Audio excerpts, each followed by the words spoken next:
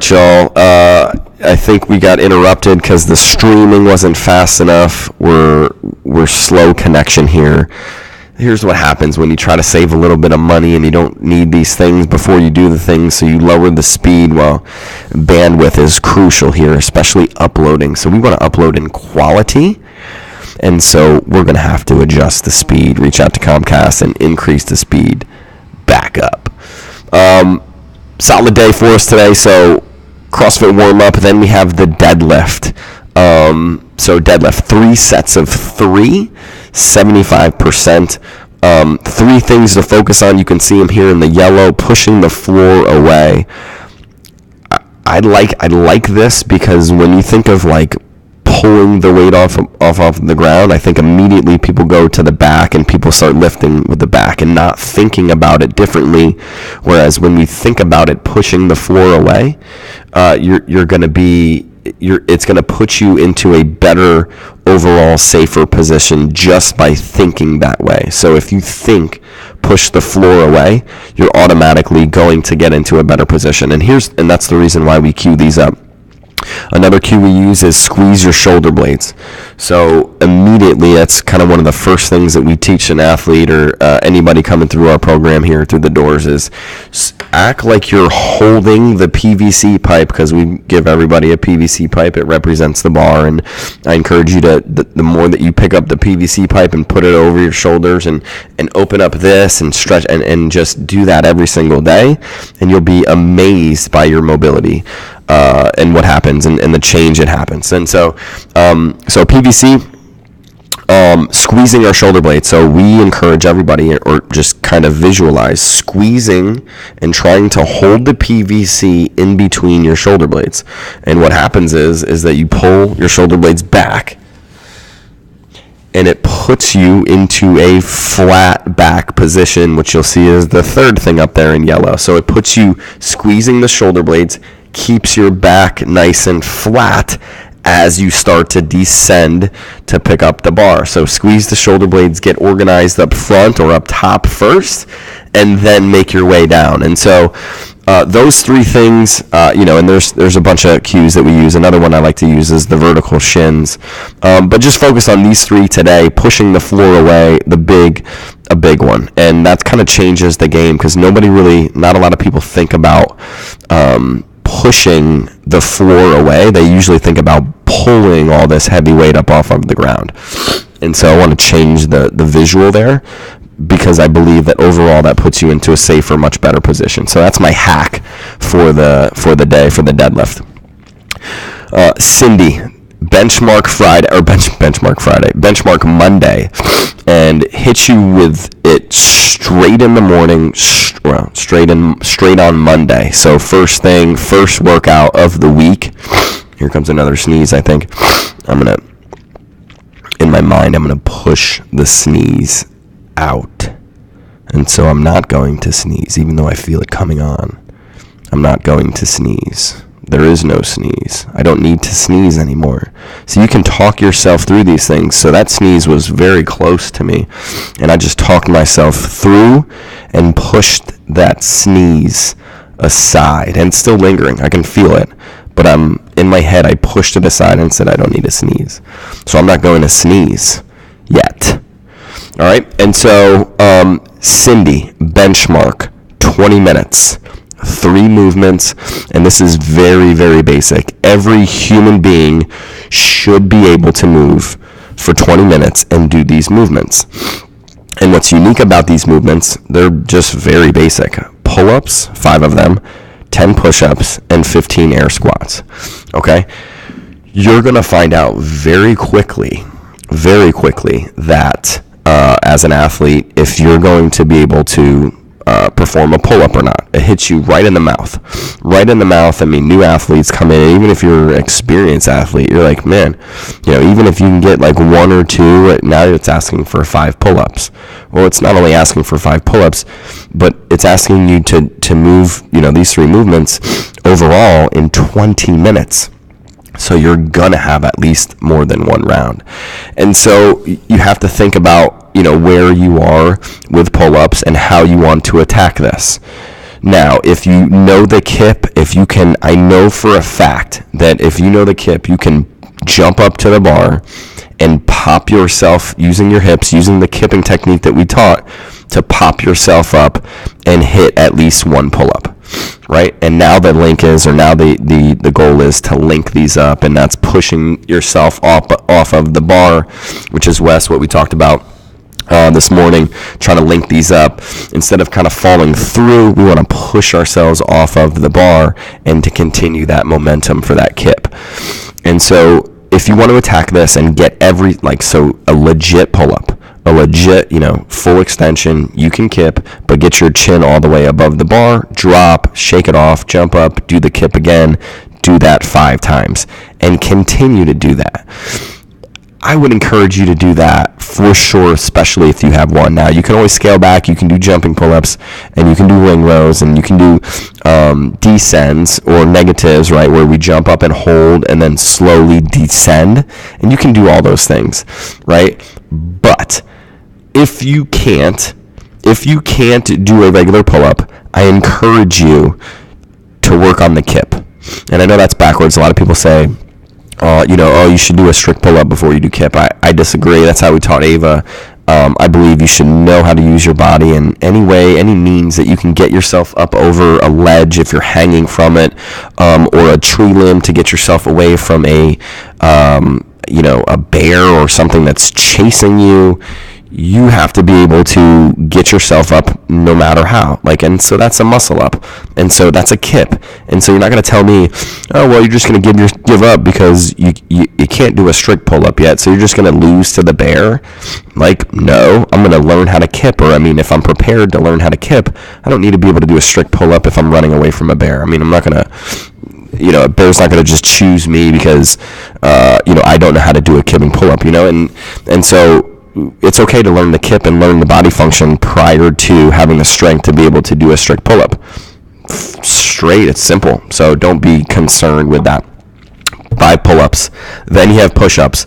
Push-ups are another one where it sneaks up on you. If you do a real push-up, 10 of them in a row, or, like the hero one yesterday, 50 in a row. We did 100 total push-ups yesterday. My chest, it's definitely sore. 10 at a time. If we get close to 10 rounds, you're looking at another 100 push-ups. So this one, make sure your chest is nice and stretched out. But at the same time, they get very difficult if you are maintaining a good push-up. So in class, we'll go over what a good push-up looks like. I'm breathing here. I'm trying to... remember when I held that sneeze, everything's staying in and it's trying to run out. And so I'm trying to talk myself into letting that stay up there and not having to blow my nose yet. So, pull-ups, push-ups. Stay tight on the core. We're going to go over the form for a push-up, but chest to the ground. These are not hand release, but it is very difficult to do a good solid push-up. 10 of those. Then my favorite, 15 air squats. And you're going to have to, and you're also, people are going to come in here and not have the full range of motion, which we need, or that's the goal, into a full squat. And so we have 15 of those, and that's going to get very, very tiresome, heavy. It's going to be hard to continue that range of motion. So you'll see with a lot of this is people doing the range of motion. It starts off well for the first round or 2 or 3, and once you start passing 40, 50 air squats, you start shallowing it up and start not thinking about it as you start to zone off. So for me, try to focus on that range of motion and work yourself, get your 15, even if you have to go over to a rig. I was going to point over here, but we're no longer facing that, and so we've changed the layout of the box here. And so if you're coming in, it's a little new layout for us, which is cool. I'm excited. A lot of new things, new changes ahead, and so we're excited about that. But Cindy, 20-minute AMRAP, 5 pull-ups, 10 push-ups, 15 air squats. And that's it. That's how we do it on Monday. That's how we do it the Monday after Thanksgiving weekend. the holidays are over. They've been over. They've well been over. Okay, so that holiday was over Friday morning, but we'll give you Black Friday, and we'll give you Saturday, and we'll even give you Sunday. But Monday now, ladies and gentlemen, there is not nope. You're not going to claim holidays anymore, and you're not going to claim. You maybe can get away with a snow day today. You can claim that, but the holidays are over. The holidays are over, and this week is absolutely crucial to start strong. It is imperative that you start this week strong. At least do something. So if you're sitting at home and you're saying that you don't have 4-wheel drive and you need to get a workout in. Well, I had Brandon yesterday. He, with the kids, and by the way, if you haven't seen Brandon, man, Brandon's awesome dude, great addition. He's going to be phenomenal. He's already phenomenal, but he couldn't make it in, and and this is common, right? Well, I don't know what it's like because I just don't have this problem, but if you can't just can't get it in, or you can't get to the gym, or you can't get somewhere to work out, you get frustrated, you kind of get pent up, and you have to release that some way, somehow, some way, shape, or form. And so Brandon late, I'm gonna say late, got it in after the kids got asleep, got some push-ups in. And, I'm not sure exactly what he did, but get a workout in. And you can do this anywhere. You can do push-ups on the ground. Everybody's got a floor. Everyone's standing on it. You can do push-ups anywhere. You can do air squats anywhere, right? Just squat. The only thing you may not be able to do is pull up, but find something to pull yourself up on, right? Find a tree limb. Find a a door handle, a table. I don't know, anything, pull yourself up on, jump up, or switch the movement, do sit-ups instead, and then run or row or do something. Do something today. Don't claim it's a snow day, and it is very, very important that you start. It is crucially, is that even a word? Crucially important. It is crucial that you start this week strong. That's all I got, ladies and gentlemen. That's it. Happy Monday, November 26th, 2018. This month, the end of this month, we have December. This is a very, very difficult month. It is very easy month to slow down and start to get cold and slow, and then start to get into this holiday confusion of I just got out of the holiday, and oh, Christmas is so close. Jace is already talking about Christmas, so you start to see the holiday lights up, and you start to get into this holiday mode where things just slow down. Well, no, in fact, holiday mode should be where things speed up, and you start to get excited for the event. You start to get excited and work yourself up for the event, for Santa to come, for the kids to open up the gifts and to see the smile, and for to spend time with the family, enjoy eggnog and the fireplace, and then just the winter, the reindeer, the music, the jingle bells. It's an amazing time. But it is crucial that you understand that this month, that this time in between, from now until the first day or the Christmas Eve, all of that time, crucial with our fitness, with our mindset, and especially with our nutrition. So hit it hard today. It will be contagious. It will replicate. It will just continue on, and it will start to snowball effect, and the word I'm looking for in all of that, I was trying to look for the word, and I found it. It is compound. It will compound and increase and double, and it will just get bigger and bigger and bigger, and your momentum will just carry throughout the holiday. And then we'll talk later about how to get actually through the winter holiday.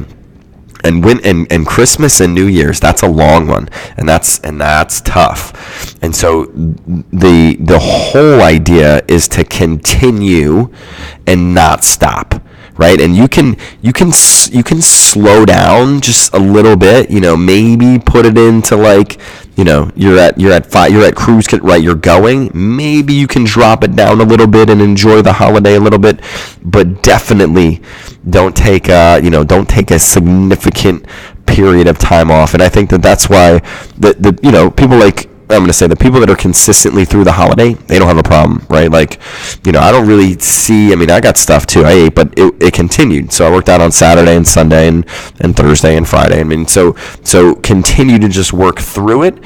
And now it's so much easier. Like I'm just super pumped where like I'm excited at snow, where some people are like, oh man, I forgot, like I didn't get a workout in. So, now I can't because it's snowy out and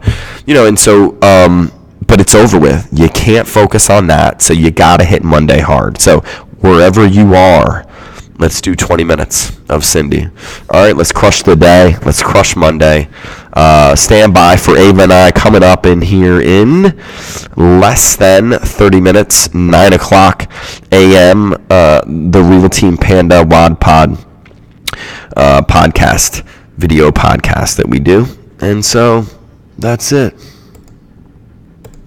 And we're switching camera angles. So have a great day, ladies and gentlemen. Enjoy the new layout. Got a lot more space here. Brought all of this gadgets and all the things to the back where you can't see it.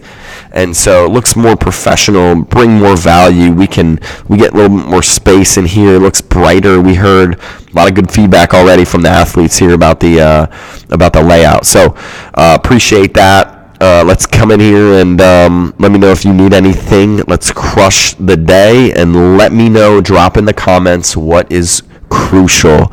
Let's see it. Crush it. Have a great day.